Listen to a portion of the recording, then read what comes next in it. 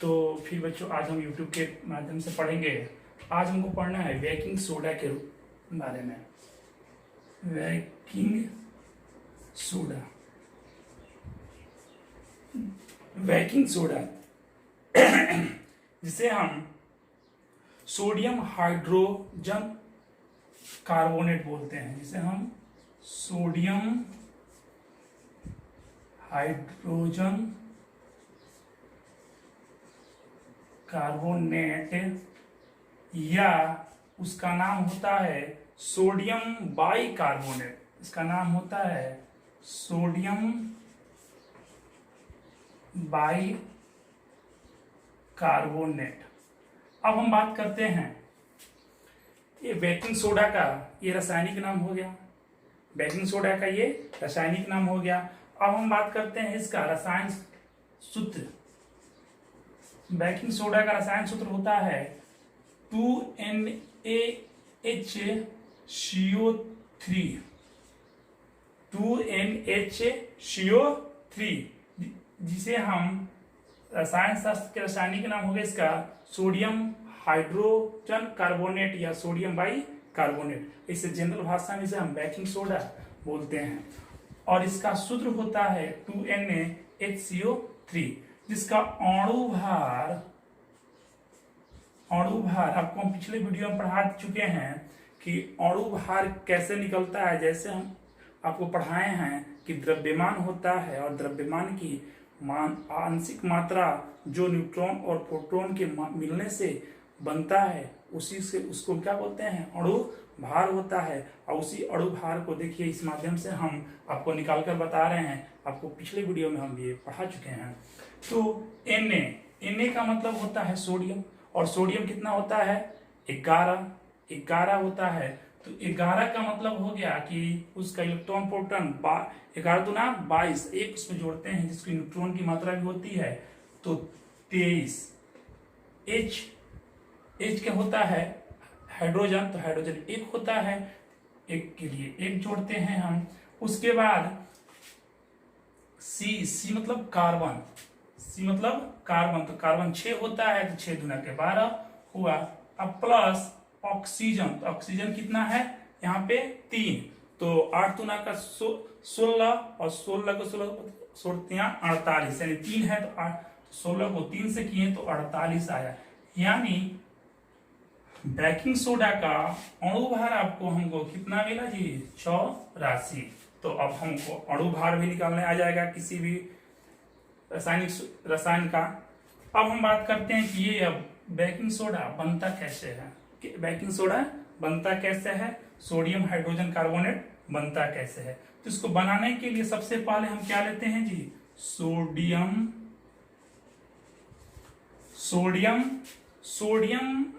Carbonate.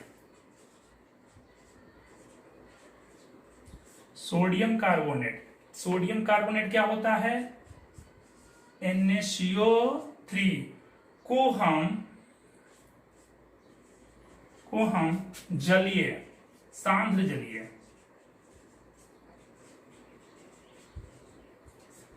जलीय में विलय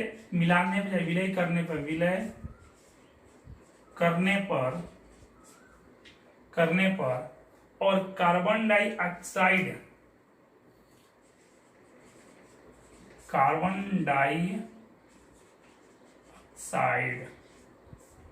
यानी CO2, कार्बन डाइऑक्साइड यानी CO2 गैस को क्या करते हैं जी प्रवाहित करते हैं। तो हमें क्या प्राप्त होता है सोडियम हाइड्रोजन कार्बोनेट या सोडियम बाइकार्बोनेट।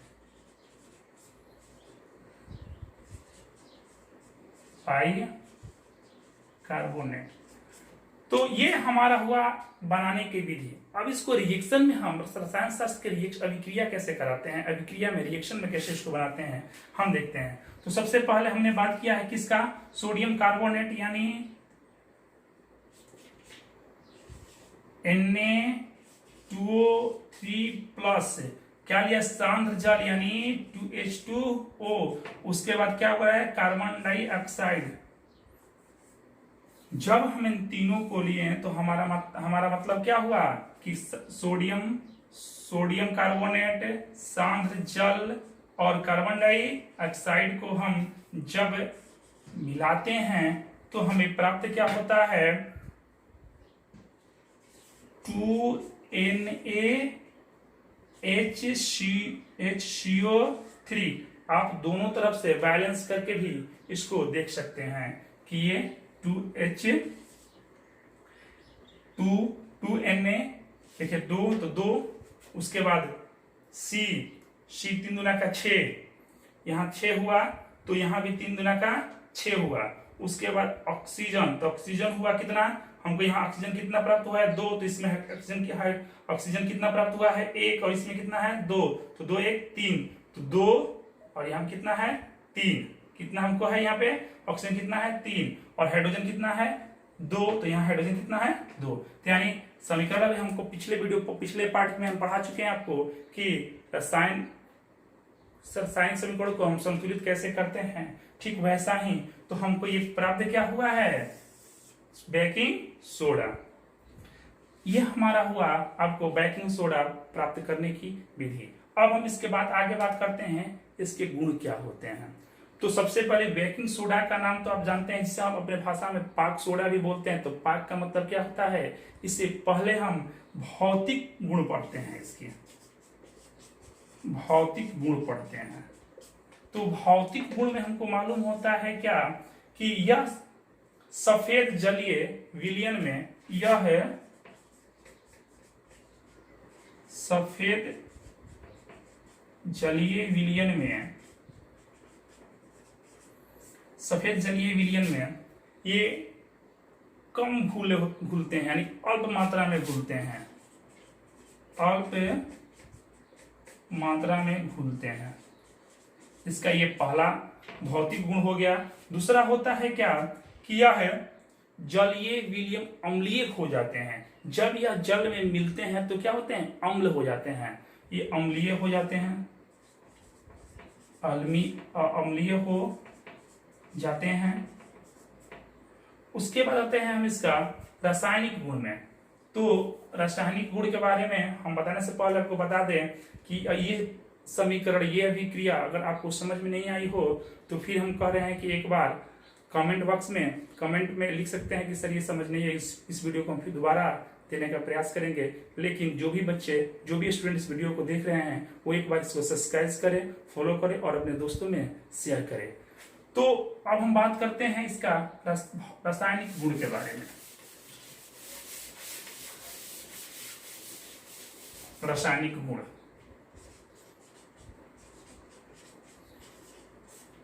हमने भौतिक गुण के बारे में बात कर लिया, अब हम रासायनिक गुण के बारे में बात करते हैं। तो रासायनिक गुण में होता है क्या कि जब हम बेकिंग सोडा को अम्ल के साथ अभिक्रिया कराते हैं, अम्ल जैसे बेकिंग सोडा क्या है तो NaHCO3 अम्ल क्या लेते हैं, एक अम्ल लेते हैं HCl। ये कौन सा अम्ल है, वो ये आपको सांद्र अम्ल है, तनु अम्ल।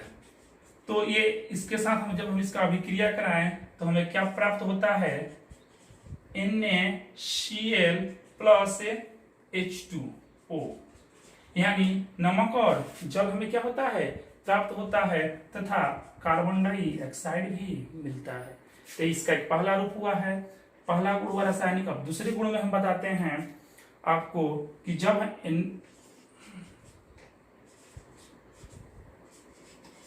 जब हम सोडियम हाइड्रोकार्बोनेट को हम H2SO4 यानी सल्फ्यूरिक अम्ल, H2SO4 यानी सल्फ्यूरिक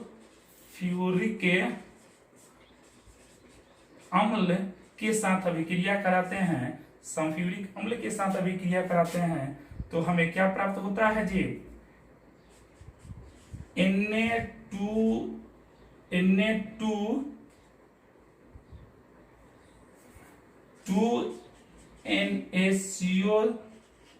प्लस H2O से कराते हैं तो हमें प्राप्त होता है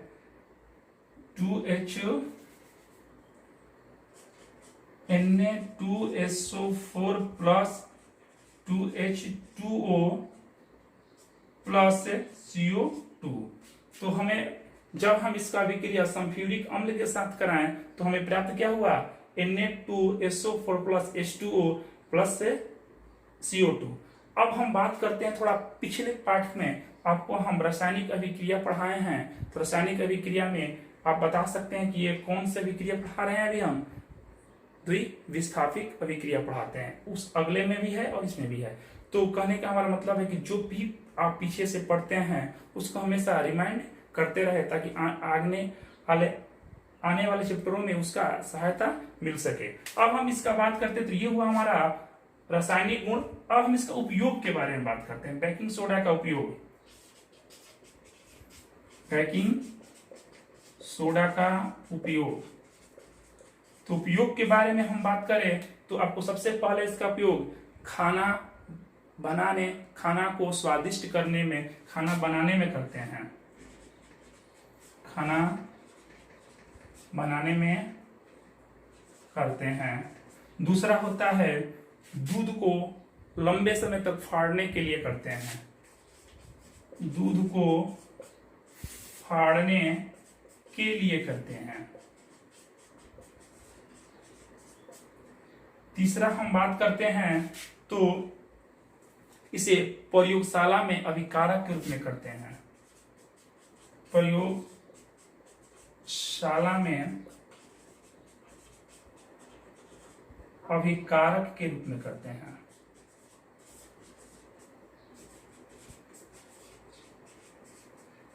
हम चौथी बात करें तो ये भोजन को बनाने में या उसकी मात्रा को आसानी से पचने और उसे बड़ा करने में इसकी आवश्यकता होती है। जैसे हम जिलेबी, मिठाई इत्यादि बनाने में हम प्रयोग मिठाई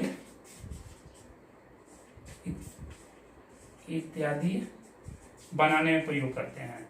तो फिर बच्चों हम कह रहे हैं एक बार कि आप इसी तरह से आगे भी आप लोगों को क्लास YouTube के माध्यम से मिलता रहेगा। आप घर पे रहे, सुरक्षित पढ़ें। जैसे ही इस प्रकार की कोरोना वायरस महामारी जैसे खत्म होता है फिर हम लोग अपने कोचिंग क्लास के माध्यम से पढ़ना शुरू करेंगे। तब तक के लिए धन्यवाद।